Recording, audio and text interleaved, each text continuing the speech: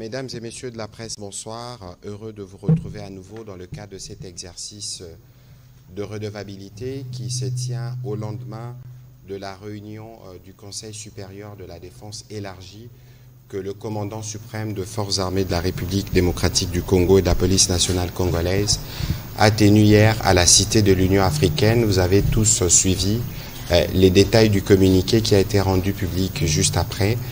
Et ce soir, donc, dans le cadre de cet exercice de redevabilité, nous voulons revenir sur les principaux axes, principalement militaires, qui ont été abordés au cours de ces briefings. Évidemment, il y a des aspects diplomatiques, parce que vous l'avez suivi sûrement depuis hier soir, que les Nations Unies avaient sorti un nouveau rapport du groupe d'experts qui démontre clairement l'engagement de l'armée rwandaise avec des terroristes du M23 dans un processus non seulement de pillage mais d'occupation systématique des pans entiers du territoire national. C'est pourquoi il rencontre la réplique de nos forces armées de la République démocratique du Congo. Il a été aussi question de parler de la couverture médiatique de ces conflits. Nous avons eu l'occasion de discuter ce matin avec les journalistes à la fois des médias internationaux accrédités en RDC, mais aussi des journalistes nationaux pour nous assurer que le front médiatique est aussi bien au point et que ce n'est pas par nos médias ou des médias qui opèrent en République démocratique du Congo que passera la campagne rwandaise et la manipulation bien orchestrée. Madame la ministre Edeta, bonsoir. Heureux de vous retrouver à nouveau dans le cadre de cet exercice de redevabilité. Nous étions ici déjà le 15 décembre dernier pour parler du processus de Luanda. Nous aurons l'occasion de revenir sommairement là-dessus, mais aussi vous aurez l'occasion, comme dit tout à l'heure, de parler du dernier rapport du Conseil des groupes d'experts du Conseil de sécurité. Monsieur le général, mon général, bonsoir. Le porte-parole de l'armée, devrais-je dire. Bonsoir, Excellence. Nous sommes heureux de vous retrouver dans le cadre de ces briefings. Il y a évidemment beaucoup de questions qui concernent l'armée, les opérations en cours. La Grande Muette sera bien obligée de dire quelques mots ce soir pour permettre aux Congolais qui nous suivent de savoir où est-ce que nous en sommes sur les différents points et les progrès que nous connaissons. Bonsoir, mon général. Bonsoir. Évidemment, nous aurons l'occasion de revenir parce que j'ai vu tout à l'heure, j'ai reçu quelques questions sur les vociférations du président rwandais en cours. Visiblement, il me semble qu'il a perdu la boussole sur toutes les questions, surtout celles qui concernent la République démocratique du Congo, parce qu'il y a une volonté qui est maintenant clairement affichée de montrer qu'on a des velléités expansionnistes en lisant mal l'histoire de la colonisation et en pensant l'interpréter sous le prisme du pillage systématique de la RDC. Nous aurons le temps de dire quelques mots à propos. Mon général, on commence avec vous. Qu'est-ce que vous pouvez nous dire sur la situation générale sur le front ce soir? D'abord, mes vœux à tous les journalistes présents et à ceux qui ne sont pas là. De manière ramassée, je dirais que les forces loyalistes se comportent très bien sur le terrain. Elles ont bien évolué hier et elles occupent la totalité de la cité de Ngungu et de l'ensemble des positions environnantes. Du côté de Massissi, les forces loyalistes, comme je l'ai dit au cours de la réunion qu'on a eue avec les journalistes ce matin, ont récupéré la cité de Massissi hier. Tandis que les terroristes du M23 avec leurs parrains rwandais tenaient les points décisifs de Kahungole, ce qui leur a permis de réoccuper Massissi Centre cet après-midi. Mais les combats continuent. Toutefois, comme je l'ai dit, les combats continuent et les forces loyalistes se sont déterminées, une fois pour toutes, à libérer cette partie en dépit des renforts des terroristes qui continuent de venir et surtout des renforts de l'armée régulière rwandaise qui continue à affluer sur notre territoire. Sur l'axe Saké, nos hommes ont réussi à déloger les terroristes de leur position sur les hauteurs de cette cité. Et ce qui était là, c'était des forces spéciales rwandaises. Au front nord, les terroristes de Rwandais ont essayé ce matin de secouer nos positions, mais ils n'ont pas pu avancer car les forces armées de la République démocratique du Congo leur ont infligé une bonne correction aujourd'hui, et avec l'intervention de tous les moyens qu'on a, les moyens aériens, les moyens terrestres, l'artillerie, ils ont perdu du terrain. Partout, l'ennemi a connu d'importantes pertes en hommes et en matériel. De toutes les façons, nous rassurons.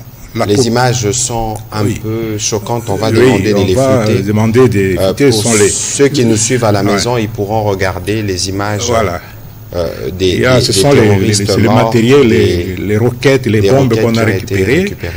Et puis d'autres images sont choquantes. On ne saurait pas, si on ne les a pas floutées, on ne pourra pas les diffuser. Je disais que de toutes les façons, nous rassurons le peuple congolais de la détermination sans faille des forces armées de la République à mettre un terme à cette agression qui a trop duré. Et elle a trop duré 30 ans, c'est beaucoup et ça suffit.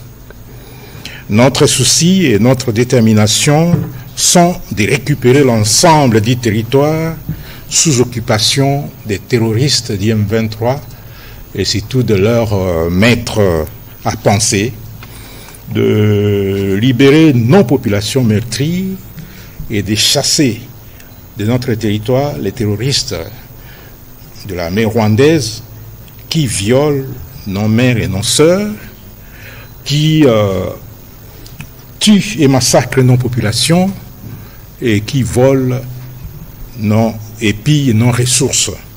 Chaque portion du territoire national qui est occupée, on pourra avoir l'occasion de revenir sur les détails lorsque nous répondrons à vos questions. Madame la ministre d'État, évidemment, vous secondez le président de la République dans le front diplomatique. Et du point de vue du front diplomatique, bien avant d'ailleurs que vous ne puissiez dire quelques mots sur les rapports du Conseil de sécurité, mais nous avons noté l'isolement continu du Rwanda. Jusqu'à tout à l'heure, nous avons vu encore une déclaration de leur allié plus ou moins fidèle, la Grande-Bretagne.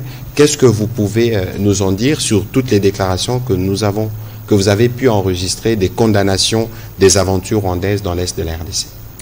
Merci beaucoup, Monsieur le Ministre, et je saisis aussi l'occasion de souhaiter les meilleurs vœux à tous les collègues de la presse.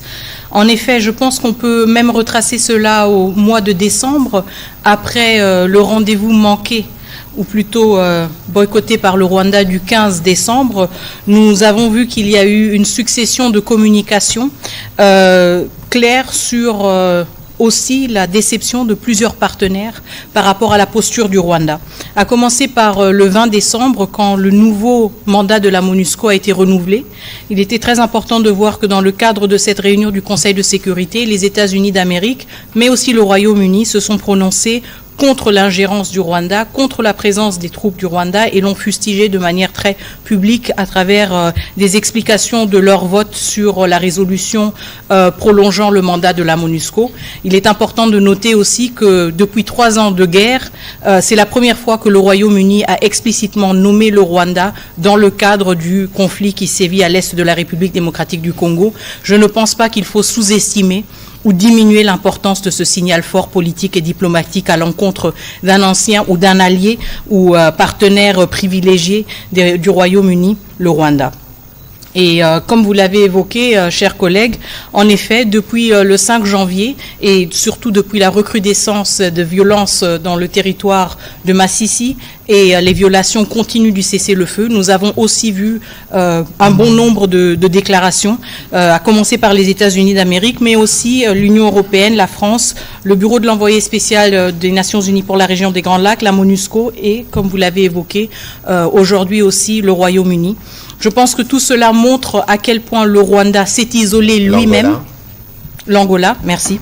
l'Angola. Angola aussi en particulier très important parce que c'est le facilitateur du processus même de Luanda et c'est la première fois que l'Angola s'est prononcé sur la situation à l'est de la République démocratique du Congo. Donc on voit aussi que ce pays est sorti d'un silence qu'il s'était imposé aussi dans le cadre de son rôle de facilitateur et je pense que cela signifie aussi ou symbolise aussi qu'il y a une préoccupation grandissante par rapport à la posture du Rwanda qui s'est retiré du processus de Luanda et qui a, à travers ses choix et surtout à travers le choix des armes, montré qu'il n'était pas intéressé à une paix durable dans la région des Grands Lacs. Et donc, en effet, nous voyons une succession de déclarations qui condamnent la recrudescence de violence et qui condamnent aussi le Rwanda pour sa présence et son activisme dans le territoire, sur le territoire souverain de la République démocratique du Congo. Je sais que pour certains, ce ne sont que des déclarations, mais encore une fois, je voudrais insister sur le fait que ce sont des symboles très importants dans le cadre diplomatique et que nous avons maintenant plus en plus de voix qui sont en train de s'élever et surtout qui sont en train de se désolidariser du Rwanda, qui est un pays maintenant isolé et qui doit assumer le prix politique de ses choix, à savoir le choix de ne pas venir au sommet de Luanda le 15 décembre et de ne pas participer à la recherche constructive d'une paix durable dans la région des Grands Lacs. Et maintenant, nous faisons face à un monde qui est confronté au vrai visage du Rwanda et nous saluons le fait que ce monde et que ces partenaires que nous avons soient de plus en plus explicites et vocaux dans leur désapprobation de cette posture. Voilà, merci beaucoup Madame la Ministre d'État. Il y a un autre volet justement de votre présentation qui concerne spécifiquement les rapports du groupe d'experts qui vient en réalité démontrer ce que le président rwandais a avoué finalement aujourd'hui à demi-mot.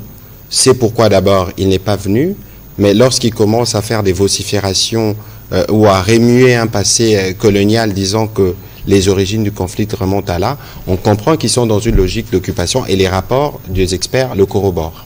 Tout à fait. Je pense en effet que ce n'est pas une très bonne semaine pour le Rwanda aujourd'hui. Civils congolais et congolaises à fuir leur lieu de résidence, à libérer des parties entières de territoire et c'est aussi une campagne qui cible justement l'exploitation illégale et illicite de nos ressources naturelles. Le rapport du groupe d'experts, qui fait plus de 162 pages, parle d'environ 150 tonnes de coltan qui ont été exportées frauduleusement vers le Rwanda, 150 tonnes. À Rubaya, plus de 10 000 personnes qui travaillent dans l'extraction artisanale sous une administration imposée par la coalition justement des RDF et du M23. Et cette coalition qui prélève des taxes allant jusqu'à 7 $ par kilogramme de coltan ou 4 $ par kilogramme sur l'étain, générant au moins 800 000 $ par mois. Donc comme je le disais, ce rapport est extrêmement accablant par rapport au Rwanda et nous montre à quel point justement cette campagne est une campagne qui n'a rien de noble, qui n'a pas du tout pour vocation de protéger quelconque population congolaise, des populations qui elles sont toutes protégées par l'État congolais, mais que c'est une campagne d'expansion, une campagne d'occupation et une campagne de pillage. Et les premières retombées et les premières victimes sont nos civils congolais et congolaises. Voilà, une forme donc de colonisation en temps moderne. Il rencontrera la détermination des Congolais bien en face. Vous avez vu que chaque fois, même dans les territoires sous occupation, comment les compatriotes montrent leur attitude de refus par rapport à cette tentative malhonnête montée de toutes pièces par le président rwandais. De toute façon, il rencontrera la détermination du président de la République et de tous les Congolais. On va commencer la série des questions, Madame la ministre d'État en général, pour être sûr que nous apportons des éléments de clairage. En tout cas, sur les 160 pages du rapport dont Madame la ministre d'État a parlé, il serait souhaitable que le professionnel des médias s'en saisisse pour que nous puissions voir dans les détails comment procèdent ces pays agresseurs et pilleurs en même temps. On va commencer par M. Eric Izami, puis ce sera Jacques Moulouba.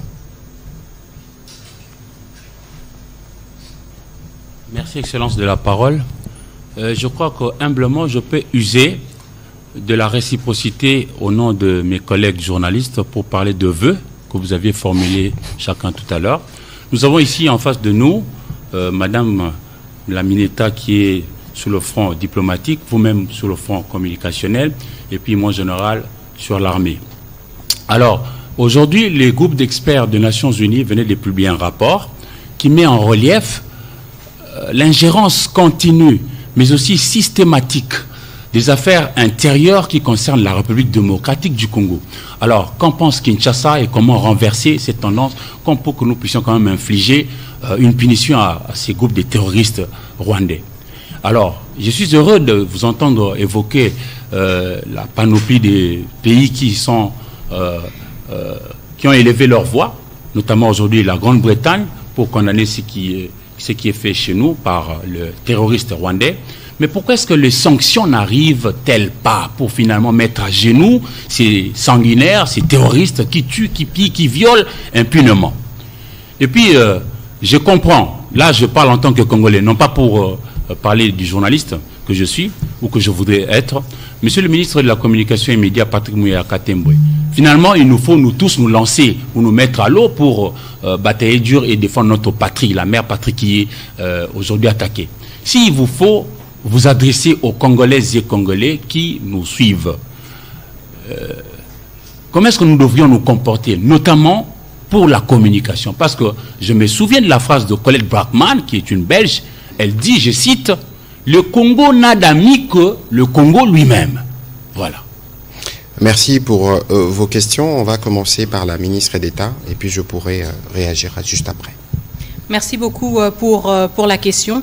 En effet, pourquoi est-ce qu'il n'y a pas de sanctions? Nous nous posons cette question et nous n'allons pas arrêter de poser cette question. Je veux contextualiser les choses. Encore une fois, il s'agit dans le cadre diplomatique de relations entre États. Ces relations entre États, elles sont régies par le droit international. Nous avons tous adhéré à une série de conventions. Nous sommes tous États membres des Nations Unies.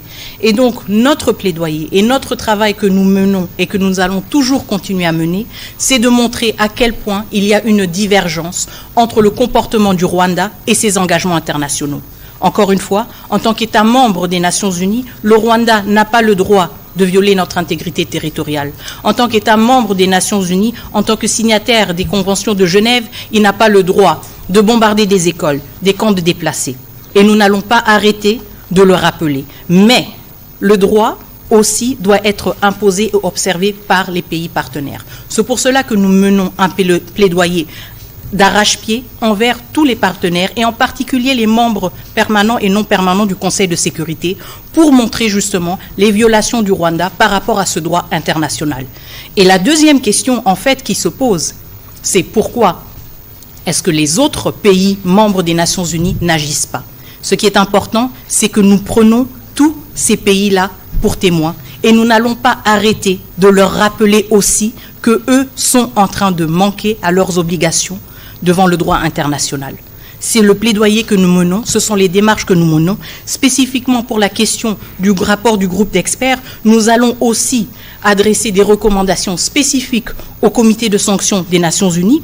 Pourquoi? Parce qu'il s'agit de sanctions individuelles. Nous allons dresser une liste d'individus qui, selon nous, doivent être sanctionnés, et le régime des sanctions des Nations Unies le permet, mais nous allons aussi recommander des mesures, justement, pour punir le Rwanda dans le cadre de ce qui est déjà fait et ce qui existe dans le cadre des activités du comité de sanctions et du Conseil de sécurité. Donc, certes, c'est frustrant, je le reconnais tout à fait, mais encore une fois, nous prenons tous ces pays, tous ces États membres, tous ces pays qui se disent nos partenaires, nos alliés, tous ces pays qui nous donnent des leçons sur les droits de l'homme, nous les tenons aussi responsables pour leur silence accablant, qui pendant des décennies a permis au Rwanda de tuer, de violer et de piller en République démocratique du Congo.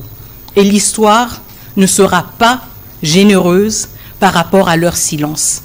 Et ils devront assumer cette responsabilité. Nous assumons la nôtre en parlant et en usant de tous les moyens possibles. La diplomatie, elle parle, elle négocie, elle raisonne. L'armée a aussi ses moyens. Et il y a une pluralité de démarches qui sont fournies au niveau de notre gouvernement pour assurer justement que nos intérêts vitaux sont protégés et sont maintenus. Merci, Madame la ministre d'État, pour la clarté justement de vos propos, de ce que nous faisons sur le front diplomatique. Parce que pour cette guerre qui est dirigée par le président de la République lui-même, nous avons différents fronts. Le front diplomatique qui utilise les moyens de la diplomatie le front militaire, le front médiatique, le front judiciaire qui n'est pas de moindre, parce que vous avez vu que déjà, la Mineta vous parlait tout à l'heure de 150 tonnes de coltan, mais Apple, grâce à l'action judiciaire que nous avons engagée, a renoncé à s'approvisionner dans la région, ce qui est déjà un pas significatif. Ce n'est pas suffisant parce que reconnaître qu'on s'approvisionnait dans la région signifie donc de ne plus à dire qu'on ne s'approvisionnerait plus dans la région, c'est reconnaître implicitement qu'on les faisait. On les faisait auprès de qui? Et pour ça, nous allons obtenir des clarifications. Il y aura le procès d'Arusha qui va arriver bientôt, mais pour ce qui concerne spécifiquement le front médiatique dont on parle, il faut savoir que, je rappelle encore ce que nous disons souvent, la guerre ici, c'est une guerre qui est faite à chaque Congolais, où qu'il se trouve sur le territoire national. Parce qu'elle dure depuis 30 ans. Le président Tshisekedi a hérité de cette guerre.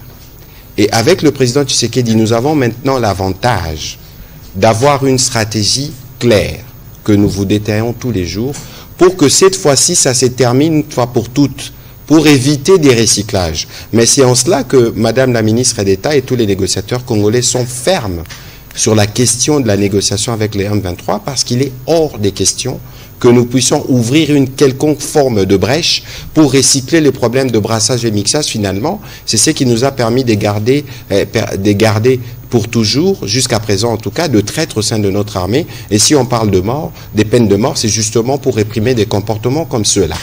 Mais alors, vous les professionnels des médias, alors ce matin nous disions, avant d'être journaliste, vous êtes des compatriotes. Vous ne pouvez pas imaginer le coût quotidien de cette guerre.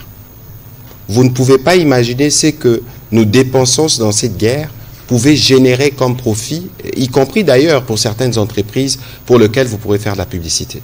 Et donc, l'interpellation qui est faite, c'est de vous dire que le premier défenseur de la République démocratique du Congo, c'est 100 millions de Congolais partout où nous nous trouvons. Donc, ne considérez pas que les mégas que vous avez dans vos téléphones, c'est des mégas qui doivent servir que pour vous-même. C'est des mégas qui peuvent servir pour votre pays en relayant, par exemple, ce que nous disons. Et en vous méfiant, justement, de ce qui est dilué sur les réseaux sociaux, parce que c'est là que se trouve le poison rwandais. Et vous savez que le Rwanda, c'est l'empire du mensonge, et vous suivez régulièrement les côtés un peu bipolaires de son président, qui aujourd'hui encore a péroré sur des énormités concernant la République démocratique du Congo. En résumé, ce qu'ils veulent, c'est de continuer les processus de pillage. En résumé, le Rwanda d'aujourd'hui ne peut pas vivre sans voler en République démocratique du Congo. Et quand aucun Congolais, où qu'il se trouve, ne peut accepter cela. Vous savez, les jeunes de Goma, les jeunes de la partie est du pays, qui sont nés en 94, sont nés dans la guerre, ça fait 30 ans. Pour ces jeunes-là, il y a un besoin qui pense aussi autrement. Pour ces jeunes-là, ils ont besoin que leurs enfants croissent dans un pays pacifié. Et c'est pourquoi le président de la République se bat. Et c'est pourquoi nous, on va être plus tranchants.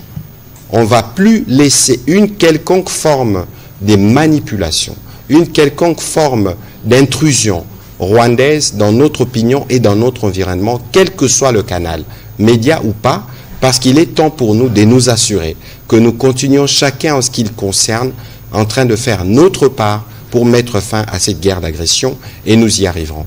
On va prendre les questions de M. Jacques Moudouba et puis Dadi Songozo se prépare.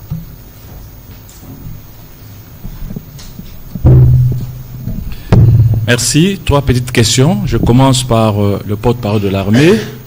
Mon général, vous venez d'affirmer que les FRDC passent de prouesse en prouesse sur le terrain des opérations, les hauts faits militaires en hauts faits militaires. Félicitations. La question, elle est toute simple. Qu'est-ce qui est fait aujourd'hui pour qu'on arrive à récolter ces résultats et qui n'était pas fait hier? Est-ce qu'il y a de nouvelles acquisitions? Si ce n'est pas un secret militaire, qu'est-ce qui est fait aujourd'hui pour qu'on arrive à ces résultats?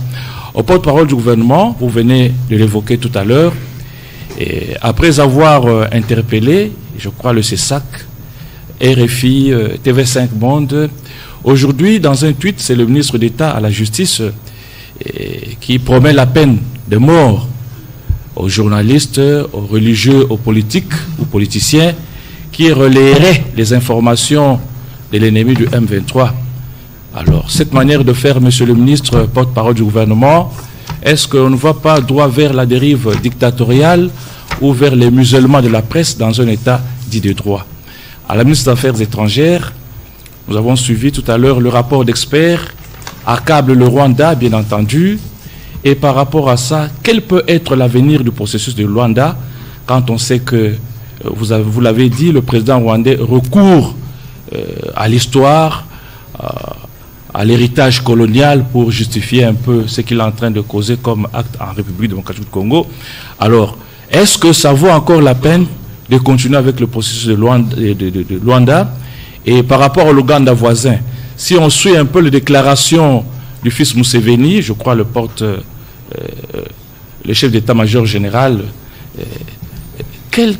vous aviez interpellé si peu, je me souviens, le chargé d'affaires de l'Ouganda à RDC par rapport aux propos. Et aujourd'hui, l'Ouganda nous propose de négocier ou de dialoguer avec le M23, c'est qu'il y a une ligne rouge à ne pas franchir par la RDC. Qu'est-ce que vous dites? Est-ce que c'est encore un partenaire fiable, un partenaire qu'on doit encore ménager, ou n'est-il pas temps de revoir nos relations diplomatiques avec ce pays? Merci, monsieur Jacques. Mon général. Merci, Jacques, pour la question. Qu'est-ce qui est fait aujourd'hui qu'on n'a pas fait hier, qui justifie les prouesses? Non, les prouesses sont là depuis toujours. Parce que c'est depuis 30 ans que nous sommes en guerre. Une guerre qui n'est pas déclarée. Ben, c'est cette armée qui fait en sorte que le Congo puisse rester ce qu'il est aujourd'hui. Donc il ne faut pas dire qu'hier on a failli quelque part. Non, non. En guerre, comme je l'ai dit aux journalistes lors de la réunion, la guerre évolue toujours en dents de scie. On peut perdre une bataille, mais comme je vous l'ai dit tout à l'heure, la victoire finale, elle sera congolaise.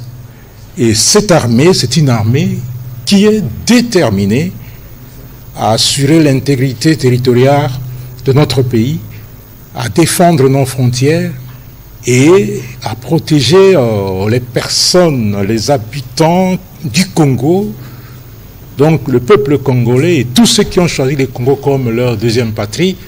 Et cette armée travaille jusqu'au sacrifice suprême. Et quand vous regardez ce processus, cette guerre qui nous est imposée, il y a beaucoup de morts au Rwanda qu'au Congo. Il y a beaucoup de morts des militaires rwandais que des militaires congolais. On ne vous a pas montré les images, il y a des images horribles, mais il y a dans les images rwandaises, il y a aussi les ADF, il y a presque dans la partie orientale de notre pays, des menaces multiples, des Ouélés jusqu'au Grand Katanga. Il y a plusieurs menaces et l'armée est appelée à affronter toutes ces menaces-là. Mais, comme je l'ai dit tout à l'heure, elle est déterminée à ramener la paix dans notre pays et de gré ou de force, cette paix reviendra. Et cela arrivera. Alors, sur votre question concernant les médias, et je l'ai annoncé ce matin que j'ai décidé, après évidemment discussion et analyse avec mon équipe, de retirer les accréditations accordées aux journalistes d'Al Jazeera. Parce que c'est tout simple. Comment voulez-vous comprendre qu'un média comme celui-là, qui a des journalistes régulièrement accrédités en République démocratique du Congo, puisse utiliser une chercheuse, une militante notoirement connue comme pro-rwandaise, qui n'est pas dans la liste de journalistes accrédités, qui va interroger le chef d'un mouvement terroriste sans avoir ni accréditation ni visa. N'est-ce pas méprisant? D'abord pour ces journalistes-là. Alors, à quoi ça sert à cette chaîne d'avoir des journalistes accrédités localement lorsqu'il faut faire une interview, recourir à une chercheuse qui est militante? C'est une porte d'entrée de la manipulation et de l'intrusion. Nous leur avons écrit Et nous attendrons, parce que sûrement à un moment ou à un autre, ils réagiront. Et en ce moment-là, nous discuterons, parce que ça, c'est l'exemple de ce qu'il ne faut jamais faire, justement. C'est l'exemple de ce qu'il ne faut jamais faire, de donner la parole à des terroristes, et ce qui, pour nous, est assimilable à l'apologie du terrorisme, et c'est totalement inacceptable. Nous avons eu des discussions ce matin avec les correspondants de la presse internationale ici. Beaucoup ne les savent peut-être pas. J'aurais voulu que quelqu'un des RFI les dise ici. RFI ne donne pas la parole aux terroristes. Et d'ailleurs, dans cette guerre, je pense que nous devons proposer une forme de lexique. Madame Paulina Zidi, je la vois dans la salle, peut-être elle-même pourra le dire. Nous considérons que c'est un bon pas, mais qu'il y a des choses qu'il faut faire davantage dans la couverture, dans un contexte où, chez nous, il y a la pluralité des médias. Et nous nous assurons que les médias puissent opérer librement. La preuve, nous sommes dans un exercice en direct avec la ministre d'État, ministre des Affaires étrangères et le porte-parole de l'armée. Donc nous sommes disposés à vous donner des éléments d'éclairage. Pour la protection de notre opinion, il n'y a plus de place pour l'ambiguïté, parce que de l'autre côté, ça n'existe pas. C'est l'omerta générale où la liberté d'expression n'existe même pas d'un iota. Et donc, si nous avons pris la décision sur Al Jazeera, c'est parce que nous avons des faits corroborés qui sont justifiés. Et personne ne va nous le reprocher. Mais pour ce qui concerne les autres médias de la presse étrangère, nous avons aussi discuté par rapport à la spécificité, à la délicatesse du sujet.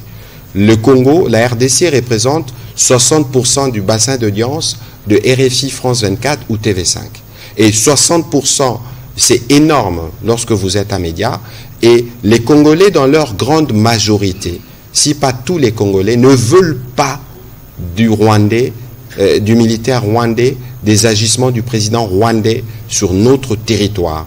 Et cela doit être en mesure de ressortir et sans entacher à rien les professionnalismes de ces médias. Nous sommes dans un contexte de crise et tout le monde devrait le comprendre parce qu'on peut même envisager des mesures plus radicales. Alors, sur la question de la peine de mort qu'a évoqué le ministre de la Justice, je pense qu'il faut... Vous connaissez le ministre de la Justice dans son style et dans sa fermeté. Je pense qu'ici, ce qu'il faut considérer, au-delà des commentaires que les uns et les autres peuvent s'autoriser, c'est une interpellation. C'est une interpellation qui ne concerne pas que le professionnel des médias, c'est une interpellation qui concerne à la fois les militaires et d'autres personnes qui sont sujets ou qui peuvent être utilisés comme de canons pour passer des messages de l'ennemi. Nous avons l'obligation, nous, de protéger notre opinion sur ce qui peut la détruire, surtout par rapport à cette guerre qui nous endeuille, qui a fait des millions de déplacés. Nous devons en finir. Et donc, considérez que vous êtes plutôt interpellé dans le cadre de l'exercice de vos fonctions, et ce n'est que de cette manière que nous allons nous assurer que nous, comme Front médiatique, nous apportons notre contribution aux efforts diplomatiques qui sont faits et aux efforts militaires qui sont faits pour régler le problème de la sécurité dans l'Est. Madame la ministre d'État, pour les questions qui vous concernent. Merci beaucoup. Alors, tout d'abord, la question sur le processus de Luanda, son avenir et si nous avons encore espoir. Je voudrais souligner une chose. Le processus de Luanda est un processus diplomatique et qui a pour objectif de faciliter la fin des tensions entre la République démocratique du Congo et le Rwanda. Malgré le fait que le président Kagame a choisi de ne pas se rendre à Luanda le 15 décembre et d'honorer l'invitation de son homologue angolais, vous l'avez tous vu, le président Tshisekedi y était. Et je pense que c'était un signal fort et important qui montrait à quel point nous tenons à la paix, mais aussi à quel point nous respectons l'autorité, la sagesse et le mandat du facilitateur angolais qui a été désigné par l'Union africaine. Et donc, pour nous, le processus de Luanda, il a encore lieu d'être. Il est mis à l'épreuve actuellement à cause du comportement du Rwanda. Nous allons donc attendre et voir si le Rwanda va peut-être retrouver le chemin de la raison. Mais notre position est claire. Nous voulons la paix. Nous respectons l'autorité du facilitateur angolais.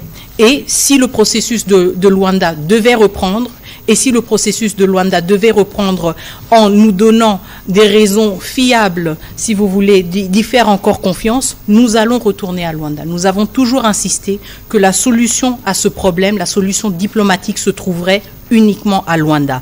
Pas à Zanzibar, pas je ne sais pas où. Nous avons toujours été très clairs. Le problème, c'est qu'apparemment, Kigali a peur de Luanda. Mais ça les concerne eux, pas nous.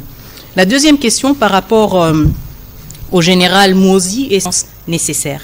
Il n'est pas suffisant de dire que le gouvernement ougandais communique uniquement à travers son ministère des Affaires étrangères et sa présidence.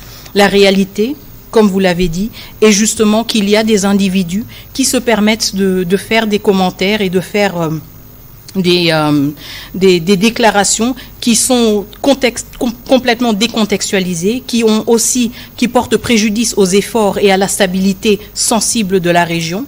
Et nous ne pouvons pas accepter des réponses bureaucratiques de nos partenaires ougandais qui nous disent que cette personne n'engage personne d'autre à part lui-même. Et donc, nos partenaires ougandais sont très informés sur le fait que nous attendons des clarifications et que ce soit des clarifications aussi publiques. Et je voudrais aussi souligner le fait que nous ne sommes pas seuls, si vous voulez, en tant que pays qui font face justement à cette logorée de déclarations assez erratiques et inconsidérées. Il y en a eu plusieurs à l'égard du Soudan, du Sud-Soudan et d'autres pays de la sous-région. Je pense que nos amis ougandais ont suffisamment de matière pour se pencher sur cette question et pour trouver une solution et la communiquer de manière crédible envers tous les partenaires qui ont raison d'être préoccupés par cette forme assez particulière de communication. Voilà, merci. On va prendre les questions de Dadi Songozo. Bon, le président rwandais a peur de Luanda, sûrement parce qu'il ne veut pas que ce soit le cimetière de son enfant chéri, les mouvements terroristes M23. Allez-y, s'il vous plaît. Merci. Tout à l'heure, vous avez parlé de pays qui ont dénoncé la reprise des hostilités dans la partie est du pays. Il y a la France aussi qui a donné de la voix. La question que nous aimerions poser, qui a, disons, qui a violé le cessez-le-feu, quand aujourd'hui on parle des hostilités? Et ce sont les FARDC ou le Rwanda? À qui destinez-vous votre question, s'il vous plaît? Au général Sylvain Ekenge, qui a violé le cessez-le-feu. Et qu'on dit l'Angola qui joue la médiation. Notre question, la deuxième, s'adresse au ministre de la Communication et porte-parole du gouvernement.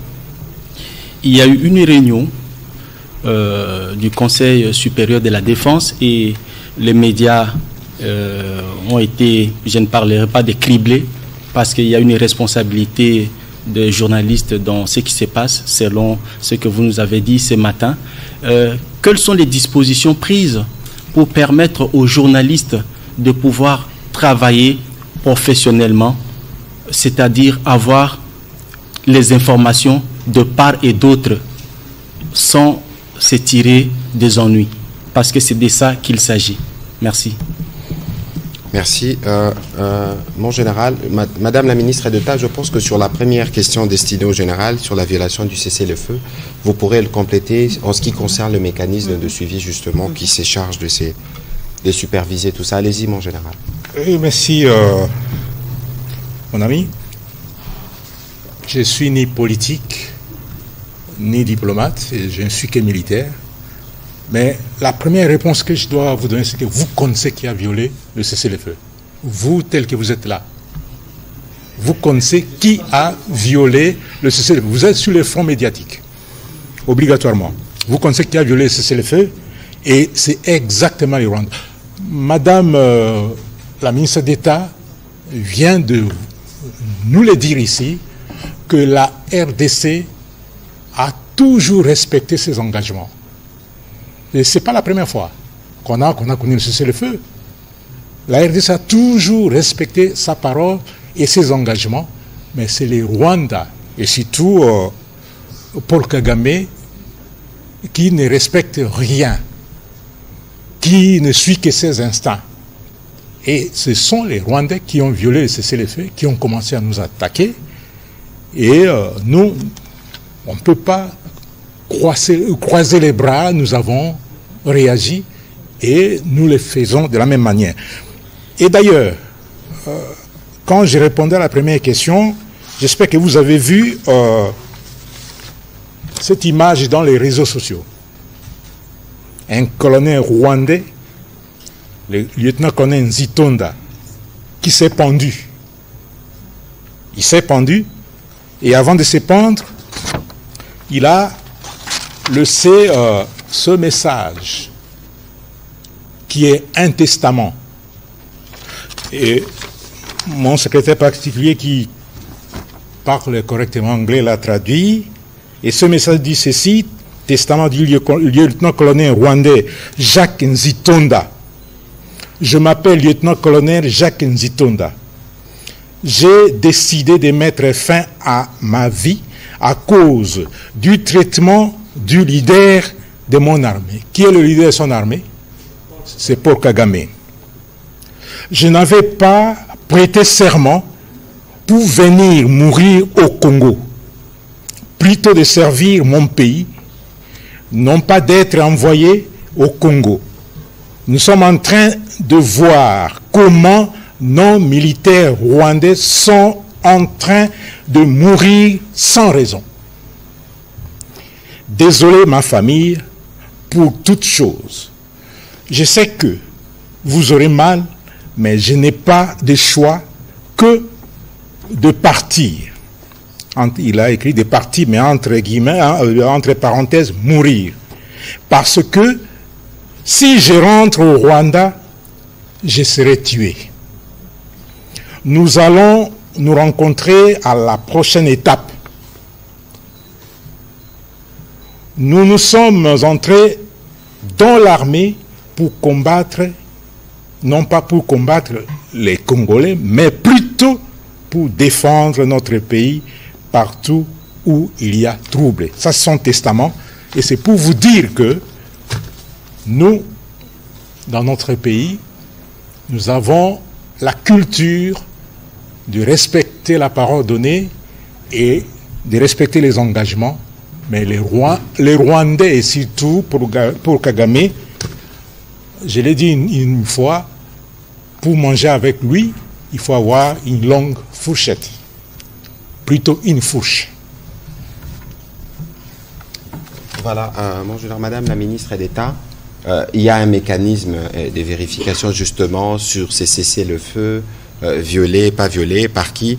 Où est-ce que nous en sommes justement dans la mise en œuvre de ces mécanismes? Merci beaucoup et merci pour la question sur le cessez-le-feu. Je vais aussi revenir sur le communiqué de presse de la facilitation angolaise. Mais en effet, commençons avec le mécanisme qui a été mis en place le 5 novembre pour justement suivre la mise en œuvre du cessez-le-feu et des autres décisions prises dans le cadre du processus de Luanda. Donc le mécanisme ad hoc de vérification de vérification renforcée a été mis en place le 5 novembre à Goma. Vous vous souviendrez que le ministre des Affaires étrangères rwandais est venu en grande pompe et ce mécanisme devait être équipé par les 3 pays concernés, à savoir la République démocratique du Congo, l'Angola et le Rwanda. Le 5 novembre, les experts de tous ces pays étaient présents, sauf que le même jour, les experts rwandais ont rebroussé chemin pour ne plus revenir. Donc ce mécanisme qui a pour mandat justement d'établir la vérité en cas de violation du cessez-le-feu n'est pas opérationnel parce que le Rwanda n'y participe pas, malgré une parole donnée, malgré une cérémonie à laquelle son ministre des Affaires étrangères a participé. Et donc, quand on regarde en rétrospective, cela fait donc maintenant plus de 65 jours que ce mécanisme est supposé être opérationnel et que les Rwandais sont encore apparemment en train de chercher le chemin pour revenir à Goma. C'est ce que leur représentant permanent nous a indiqué quand nous étions à New York, que les experts étaient en route. Très bien, ils cherchent encore le chemin vers Goma. La question du communiqué de presse de la facilitation sur la violation du cessez-le-feu, et je pense qu'elle qu'elle clarifie aussi la situation, en tout cas telle que perçue par la facilitation récente lors des affrontements et la recrudescence de violence dans le territoire de Massissi. Je l'ai ici devant moi en portugais, mais je vais quand même essayer de le résumer rapidement.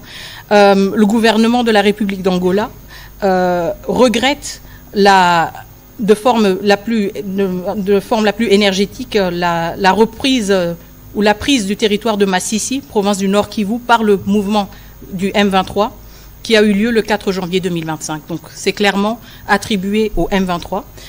Cette action irresponsable compromet gravement les efforts de pacification du conflit qui règne dans l'est de la République démocratique du Congo et représente une violation flagrante du cessez-le-feu entré en vigueur le 4 août 2024. Dans ce contexte, et je pense que c'est ce paragraphe qui est le plus intéressant pour nous, le gouvernement de la République d'Angola manifeste sa profonde préoccupation face à l'escalade du conflit et de la conquête illégale de territoires dans la République démocratique du Congo, qui constitue également des violations de l'intégrité territoriale de la République démocratique du Congo et de sa souveraineté, telles que stipulées dans l'acte constitutif de l'Union africaine et de la Charte des Nations unies. Je pense que c'est un message très clair qui montre aussi, comme nous l'avons toujours dit et comme cela a toujours été notre message dans notre plaidoyer, le Rwanda est en train de violer tous les actes constitutifs, tous les actes sacrés, si vous voulez, de la communauté internationale dont nous faisons tous partie. Et ça montre que le Rwanda ne fait pas partie des États qui respectent leurs engagements. Il viole l'intégrité territoriale, il viole la Charte des Nations Unies, il viole l'acte constitutif de l'Union africaine. Et maintenant, tout le monde doit faire face à cette réalité. Cet État qui a été chouchouté par les uns et les autres pendant des décennies est en fait un État voyou qui n'a aucun respect pour le droit international et pour les peuples avec lesquels il est supposé cohabiter de manière pacifique. Et qui fait preuve du mépris vis-à-vis du médiateur désigné par l'Union africaine pour la résolution de la crise. Alors, vous savez, Monsieur Dadi Songozo, nous, en République démocratique du Congo, derrière le président Tshisekedi, lorsqu'on parle de questions de droits de l'homme, des questions de liberté de la presse, nous le faisons par conviction. Si vous lisez l'article 123 de la nouvelle loi sur la presse, vous allez lire là-dedans qu'il est interdit, entre autres, de propager des éléments qui peuvent troubler l'ordre public. Ce n'est pas nous qui allons vous apprendre comment faire votre travail que vous faites déjà. Ici, nous, on n'est pas extrémistes, hein, un peu comme on a vu l'exemple européen où les médias russes ont été bannis sur le continent. C'est des choses que nous connaissons, c'est des choses que nous vivons. Et donc, nous, on n'est pas dans un contexte comme celui-là. Et pour les cas de Al Jazeera, c'est parce que nous avons des faits qui démontrent, et personne ne va nous contredire, sur le fait que ce qu'ils ont fait l'apologie du terrorisme. Mais pour le reste, il y a besoin pour vous de tenir compte du contexte de crise dans lequel vous évoluez pour que votre média ne puisse pas être catégorisé. Vous savez qu'en politique, la perception compte pour beaucoup. On ne va pas refaire les débats ici. Mais il faut considérer que nous avons toujours été accessibles au moins une fois par semaine. Nous avons un exercice de redevabilité pour lequel, au cours duquel nous répondons de manière claire et franche à vos questions. Sur ce qui concerne les questions opérationnelles, vous comprendrez avec moi que c'est des questions qui ne peuvent pas être traitées au rythme des médias. C'est des questions qui engagent des vies humaines. C'est des questions pour lesquelles, avant de nous exprimer, il y a un minimum de précautions qu'il faut prendre, encore que nous nous soumettons à cet exercice de manière régulière. Et donc, il faut considérer que si vous ne tenez pas compte du contexte, vous allez vous exposer. Non pas seulement vis-à-vis de nous, mais regardez ce qui s'est dit sur les réseaux sociaux lorsque les Congolais s'expriment à propos de la presse internationale. Si nous devions suivre ce qui est dit par des Congolais sur les réseaux sociaux, on n'aurait même pas eu le temps de discuter, on aurait décidé souverainement de fermer certains médias. Mais nous ne sommes pas là. Et ici, il faut tenir compte du contexte des crises dans lesquelles nous sommes, qui vous impose, vous aussi, à votre niveau, en fonction des responsabilités qui sont les vôtres, de tenir compte de cela. C'est tout à fait clair. On va prendre les questions de Madame Christiane Ekambo, et puis ce sera Monsieur Patrick Lacoué.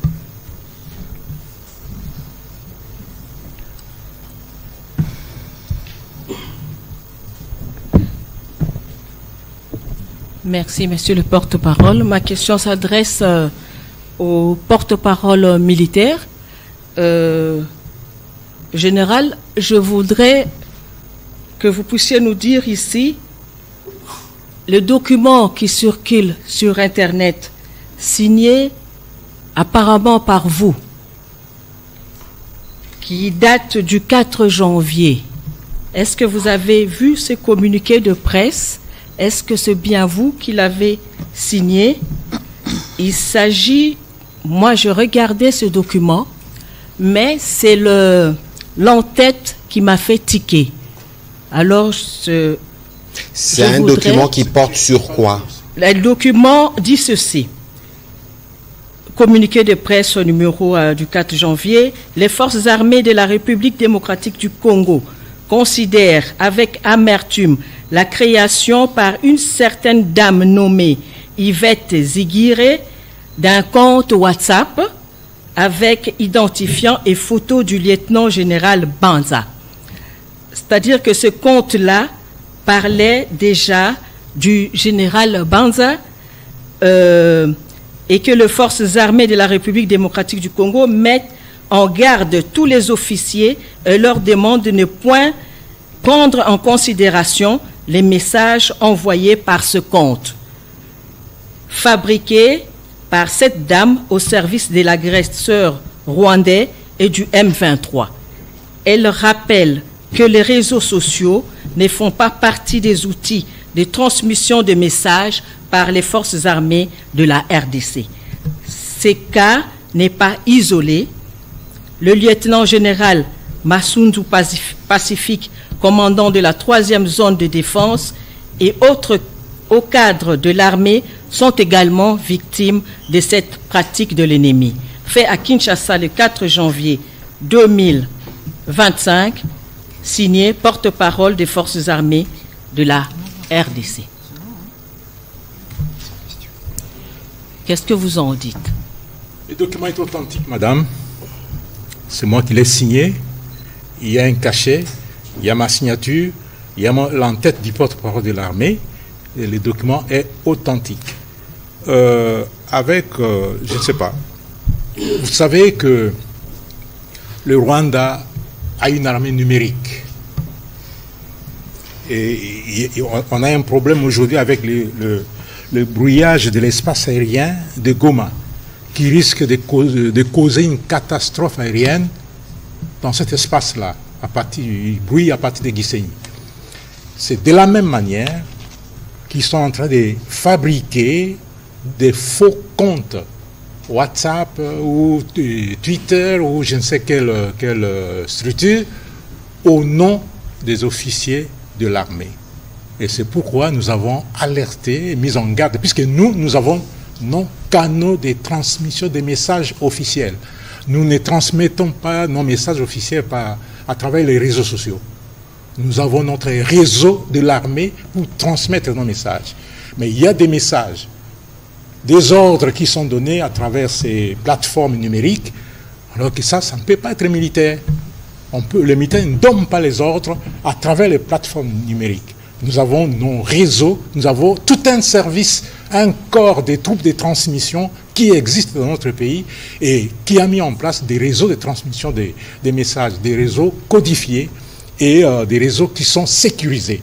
Et cette dame, on l'a identifiée, elle est à Goma, et je pense qu'elle a fui parce qu'on l'a nommée, et elle a toujours été au service du Rwanda pour créer ce genre de plateforme au nom des officiers congolais.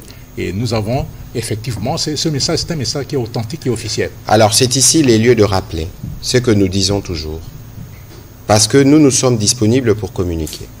Ne prenez pas pour l'argent comptant ce que vous lisez sur les réseaux sociaux. Parce que les réseaux sociaux aujourd'hui sont infestés.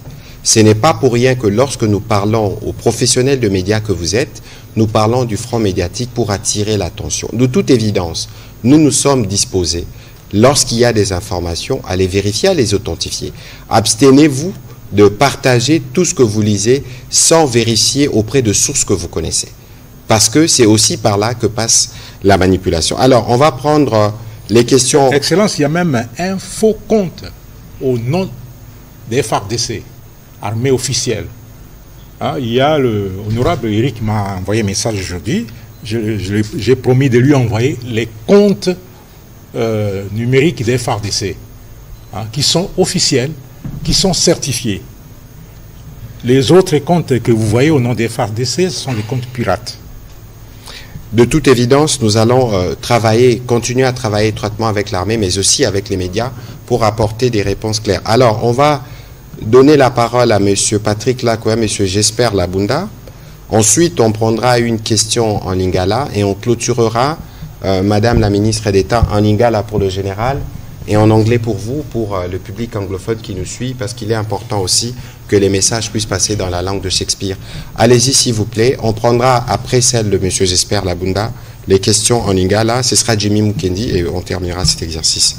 Ou Fabrice.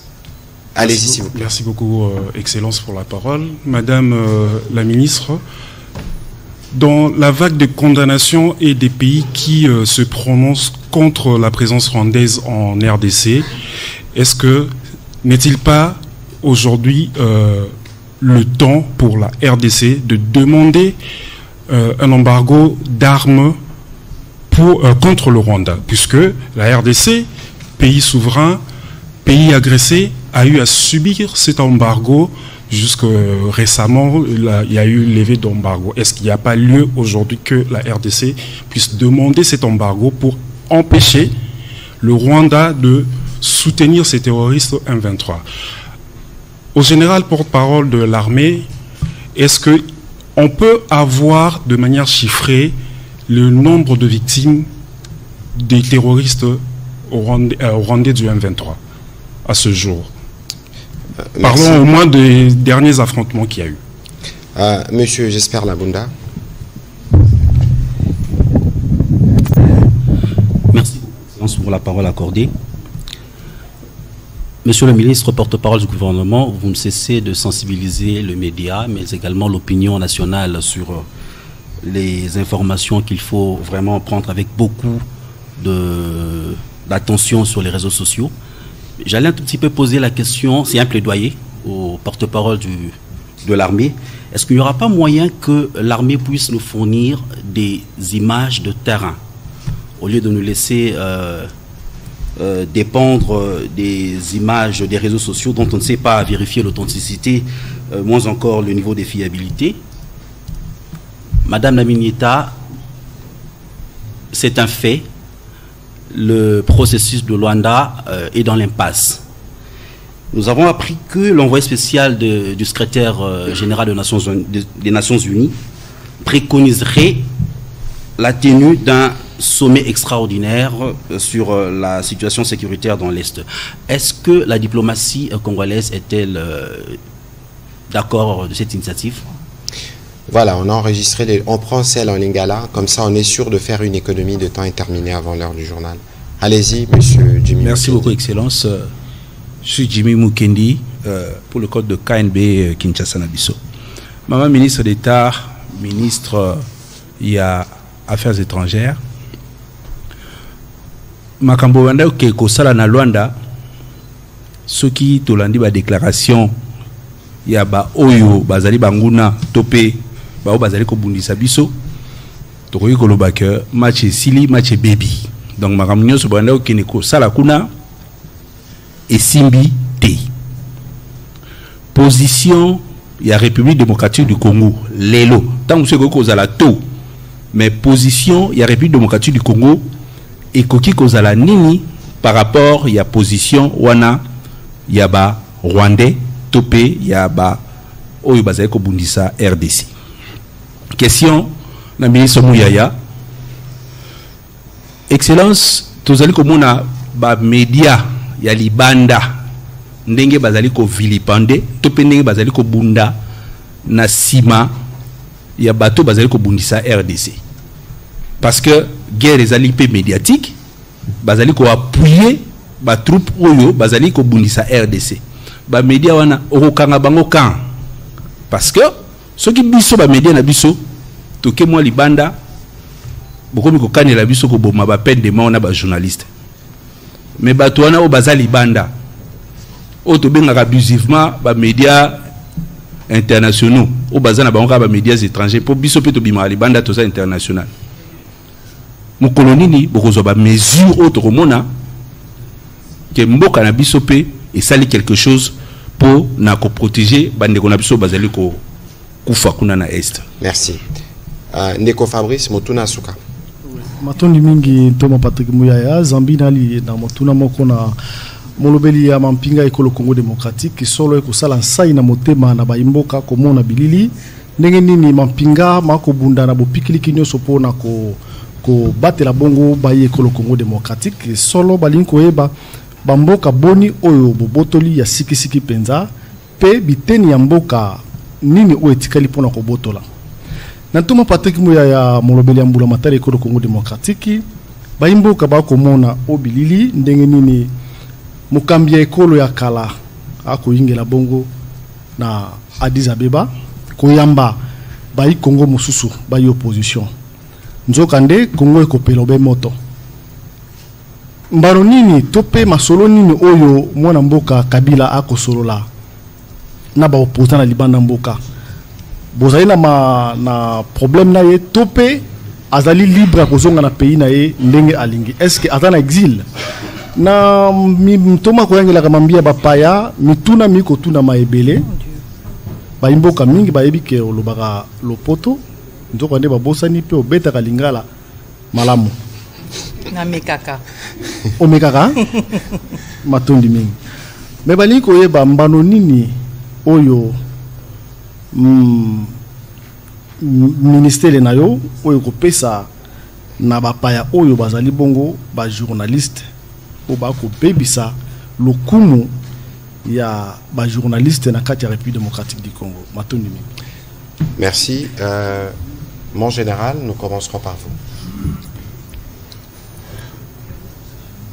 Nombre chiffré des terroristes RDF M23 neutralisés, ça c'est une question que personne ne peut répondre.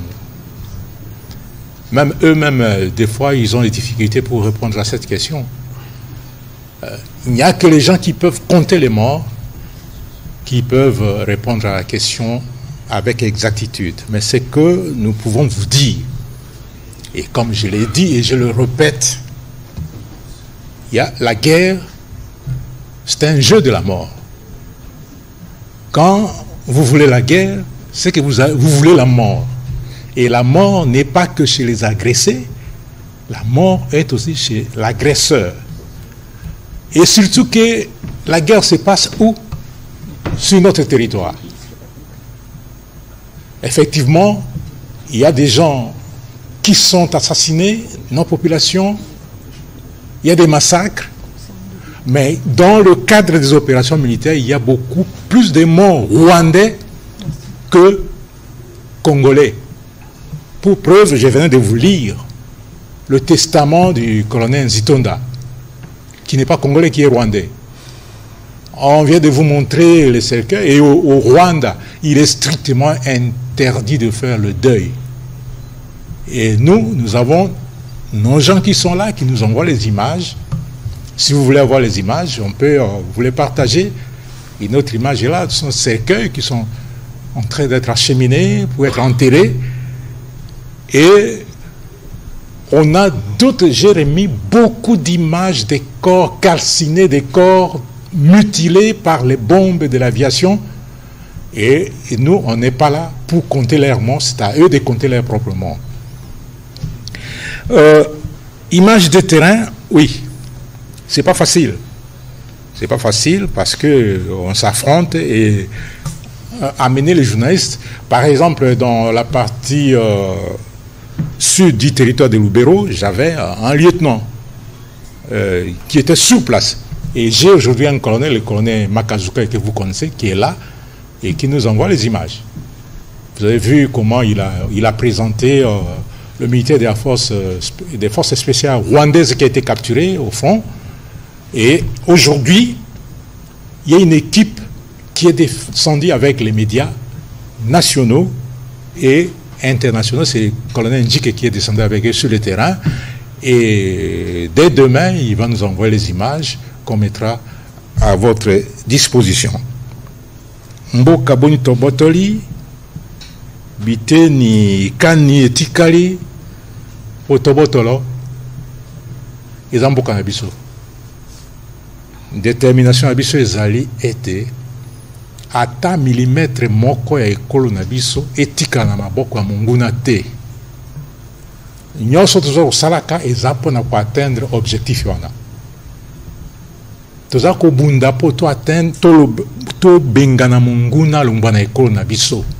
Atika biso na kimia, monguna azonga epa na ye na Rwanda, biso totika epa na biso. Et soki omoni réaction ya Corneille Nzitonda eza réaction ya liboso te. Na kanisi boyokaki masasi ebetaki na Kigali. Hein? Et puis la plupart des officiers armés rwandaises sont d'accord na chef na bangote. Mais et pas naïe, ceux qui d'accord te comme dans liwa. Mais biso détermination, il y a biso ezali intact. On va bouter cet ennemi hors du territoire congolais. Et boyebake mboka na biso, nous allons rester dans nos 2 345 410 km². Merci, mon général. Vous avez encore une question? Non, j'ai fini. Je pense. Madame la ministre d'État, s'il vous plaît. Merci beaucoup. Alors, la première question sur pourquoi est-ce qu'il serait temps de demander un embargo d'armes, de demander au Conseil de sécurité d'imposer un embargo d'armes sur le Rwanda. Je pense que c'est une question tout à fait pertinente. Je voudrais rappeler justement que les embargos, tout comme les sanctions individuelles, font partie de l'arsenal dont dispose le Conseil de sécurité pour sanctionner justement les violations contre le droit international. Je voudrais aussi rappeler qu'en novembre, le comité de sanctions a effectué une descente en République démocratique du Congo.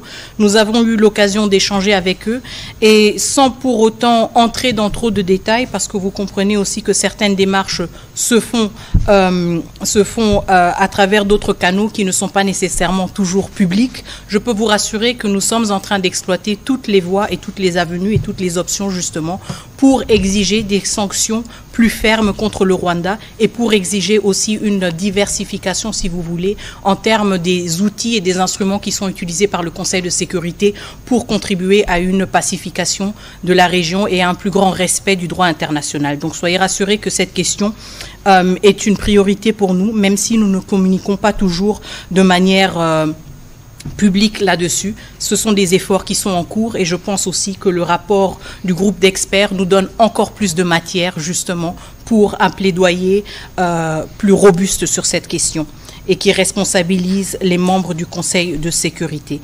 La deuxième question sur la proposition du bureau de l'envoyé spécial pour la région des Grands Lacs sur la tenue d'un sommet extraordinaire.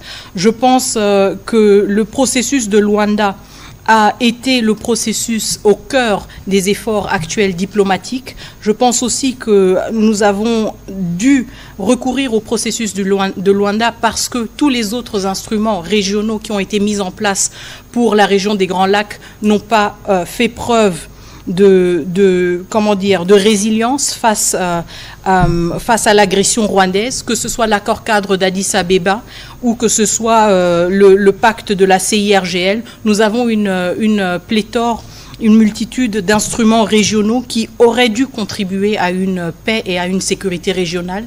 Malheureusement, ces instruments n'ont pas été à la hauteur, si vous voulez, des défis auxquels nous faisons face. Je pense qu'il est important de rester sur le cap du processus de Luanda et c'est pour cela que nous insistons aussi sur notre confiance continue et réaffirmée par rapport aux facilitateurs du processus de Luanda. Aussi parce qu'il y a des efforts importants et des avancées importantes qui ont été faites et il serait dommage de remettre, de faire table rase et de recommencer à zéro, si vous voulez, dans un autre cadre. Et donc, ceci m'amène à la troisième question sur justement le processus de Luanda, question qui m'a été posée en lingala. Match et Sili? Non, match et silité. Pour être clair, match et silité.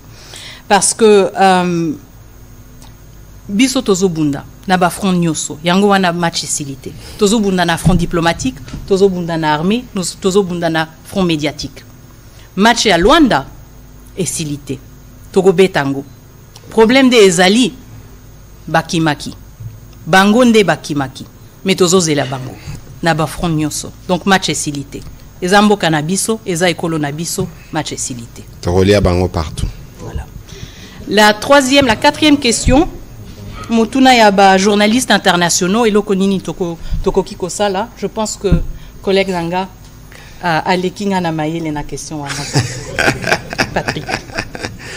Bon, merci pour narobanda na motuna asuka parce que we need to come back because we need to finish in English. Okay. Just 1 minute. Omoni na makambo ya bitumba oyo eza bitumbe bandi depuis 30 ans.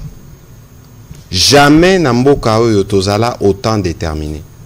Ce qui président Rwanda koma biloba loba. Eza po akutana. Kokutano akutani aturo oyo ezaka kokutana na président Fachi Betonte. Akutani na ba Congolais tout. Parce que au biso tozomona na ba image nyonso ba Congolais zo ya de l'intérieur du pays. Et la kisi ke toza na bomoko. Yango ne ko sala ke tolonga bitumba. Omoni siko na bitumba oyo tozobundango na ba front mitano. Ndenge mama affaires étrangères à l'Obiawa. Na o etali ba média biso toza ndenge moko na bango kunate. Parce que biso a toza na pluralité des médias et pluralité d'opinion. Ça veut dire que ba pandisango basala ramusala na bango ndenge longo bani. Ya turo yo biso tolobi na explica ki na dopoto marambo bato Al Jazeera basali. Bozara na ba journaliste awa. Bosale li bango te, bozui journaliste moko kutu militante. Toyebiye aza pro Rwanda bozuye sans accréditation, sans visa, à côté na territoire, à keko solola na mokambi ya ba terroriste. Waneza soutien na terrorisme. Yango totelemeli bango. Bao mususu baza na droit na bango ya continuer couverture. Kasi il faut baye bake mboka na biso eza na bitumba. L'herbino bozo sa la couverture na mboka baninga na bitumba. Il faut bozala na moi libemia ya makasi pona kotala est-ce qu'information tokopesa et ko sunga binemi tote. Yango masolo tobetaki na bango lelo. Eza nango intimidation, teza interpellation. Po biso nde tovandi boye, tozo bunda pona bomoko ya ekolo na biso. Donc il faudrait pas que média onani o mutumoko songolo pakala aza la raison e ko perturber bitumba na biso pona kokoma wana. Yango biso lelo to invitara bino ba média na discours ya fermeté. Ndeko Fabrice na motuna na yo na Rolanda kuna na katite. Biso a tozoloba torosala kozonga dans le passé, t'en feras pas de retour vers le passé. Biso a tozota la présent na futur parce que na présent tozo bongisa au passé ça la quitter. Pour te préparer lobby à bana Congo. Je pense que yango wana ndeza na mutuya parce que passé au bazo ngaba proposer biso za passa bitumba. Yango toza nango déjà. O toza nango bozolo ba supplétif na ba on atanga rakomote bino bokanse za randenge nini. Kasi biso ya lelo ya mutuya eza kotele mao ba congolais nyonso ba telemi na sima mokonzi ya mapinga pe na sima ba forces armées tolobaka bendele koyate tolobaka tout pour la patrie parce que biso nyonso faut totele ma bitumbo tolongango na bisika nyonso. Voilà, madame la ministre d'État, just some few words in English to conclude this meeting. There's no question? No questions. You can just like explain what are our reactions after the last report of United Nations Group of Experts. Okay, perfect. And about the issue of Luanda process. Okay, perfect. Thank you. So just to conclude on some of the key diplomatic recent events, we particularly want to highlight and welcome the numerous declarations that we have seen from partners and allies of the Democratic Republic of Congo, but also of the greater Great Lakes region that have condemned the violations of the ceasefire. We believe it is important because they highlight to what extent Rwanda is isolated in its posture that has privileged war, that has privileged being in allegiance with the M23, a terrorist group, over showing up at the 15th December meeting summit that was announced by the Luanda facilitation. And so we take note of this isolation, and we also take note of the fact that the recent report of the UN group of experts highlight and presents tangible evidence in terms of Rwanda's campaign in Eastern DRC, a campaign that is aimed towards seizing sovereign territory of the DRC, terrorizing Congolese citizens, and pillaging our natural resources. In this regard, we remain resolute in our efforts and determination to continue shedding light on this violation of international law, but also to holding all stakeholders accountable, not just Rwanda, but also the members of the United Nations Security Council, the members of the African Union Peace and Security Council, as well as partners and allies of the Democratic Republic of the Congo and the Great Lakes region. This is a humanitarian catastrophe, a violation of international law, and it deserves the attention of all stakeholders, and we will not relent in holding everyone accountable in regards to their silence and their inaction. Thank you. Okay, some word about the last United Nations Group of Experts. I said something. Voilà, Madame la Ministre, merci beaucoup. Mon général, toi aussi, ça n'a lingala. Et là, on a dit que les Congolais bazota la biso na poko lelo. Que mokonza ya mapinga na biso poto benga na lopoto commandant suprême nde akosilisa carrière terroriste ya Kagame.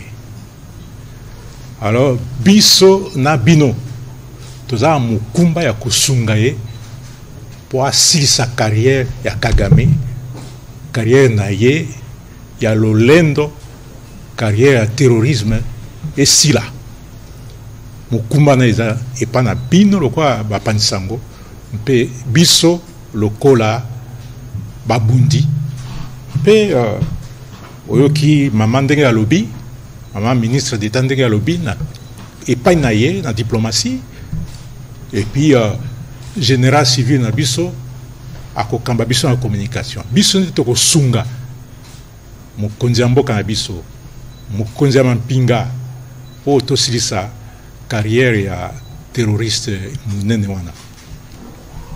Voilà, merci beaucoup mon général. On va terminer cet exercice de redevabilité en reprenant ce que le président de la République nous dit régulièrement, c'est que les Congolais doivent se mobiliser. Se mobiliser autour de lui, autour de nos forces armées de la République démocratique du Congo, pour qu'une fois pour toutes, nous puissions finir avec cette situation d'agression. Vous avez suivi encore cet après-midi le président rwandais, dans ses hallucinations, tenter de remettre en cause les frontières, parce que finalement cette guerre est une guerre de pillage, est une guerre d'expansion, avec des tests de colonisation qui se passent actuellement. On veut dépeupler les Congolais de leur territoire, on veut nommer des administrations parallèles, mais tous ces faits, nous les documentons, et sur les 5 fronts militaires, diplomatiques, médiatiques, judiciaires et économiques, nous allons nous battre jusqu'à ce que nous allons vaincre sur tous ces fronts l'ennemi qui est aujourd'hui dont les visages est connu, à savoir le président rwandais Paul Kagame. Yango tokoloba, bisonyo sondenge tolobaka bendele koyate. Bisonyo sotosimbaka bendele bisika tozali. Bisonyo sotozaba na ekolo moko o tolobaka tout pour la patrie. Yango na sepela kimingi na milulo tozaki na ona tongo na bapandisango. Les journalistes, je crois, il ne faut pas prendre peur. Nous vous avons interpellé sur votre rôle patriotique pour la défense de la patrie. Binope Bozolanda Bisonandaku, nous vous demandons de continuer de soutenir le président de la République et les forces armées, mais aussi tout le gouvernement autour de Madame la Première ministre Judith Suminwa, parce que nous ne ménageons aucun effort pour nous assurer que l'intégrité de notre pays est restaurée et que tous les Congolais, partout où ils sont, peuvent vivre en paix dans leur propre pays. Merci et bonne soirée chez vous.